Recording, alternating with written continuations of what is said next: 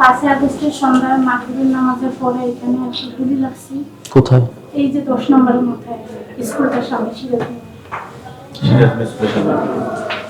এইখানে তখন গোলাগুলি চলতেছিল? হ্যাঁ, আমাদের এখানে তো অবস্থা খুবই খারাপ। আপনাদের বাড়ি, ওনার বাড়ি, দেশের বাড়ি কোথায়?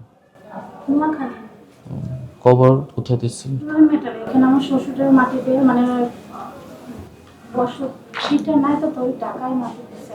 কয়টার দিকে ইয়া হয়? উনি বাসা আসার পরে আর কি আসরের সময় আসতে আমি ফোন দিছি তো বলতেছে না আসতেছে। বাসায় আসছে, আসার পরে বেশ কিছুক্ষণ মাগরিবের আজান যখন দিছে ওইখানটায় দাঁড়ায় আমার সাথে বলতেছে তো আমি তো এখন আর যাই না। তার আগে আসরের সময় ওনার রাবার বুলেট লাগছে, আমার বলতেছে তো আমি কি এখন আর যাই না। পরে বলে আমি নামাজটা পড়ে আসি, মোবাইলটা রেখে বলতেছে নামাজ পড়ে আসি। এর ভিতরে আর কি নামাজ পড়ে নাকি ওর কোনায় গেছে। ওইখানে মানে একসাথেই 3 জনের করে লাগছে। ওর বাবার এখান দিয়ে লাগছে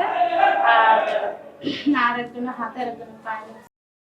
সরকারি সুযোগ সুবিধাগুলো পাইছেন সব? হ্যাঁ, ওইখানেও তো কিছু চলতেছে, জেলা কমিশন থেকে প্রথম দিছে। কিছু কোন সমস্যা হলে আমাদের জানায়েন, আমাদের লোকজন তো যোগাযোগ রাখে।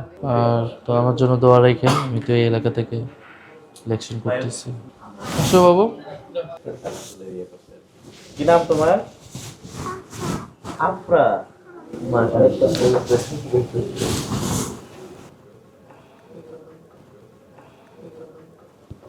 ওনার এখানে গুলি লাগছিল। ওই দিন তো থানা থেকে বেপরোয়া আমরা আর কি ঢাকা মেডিকেলে পাইছি।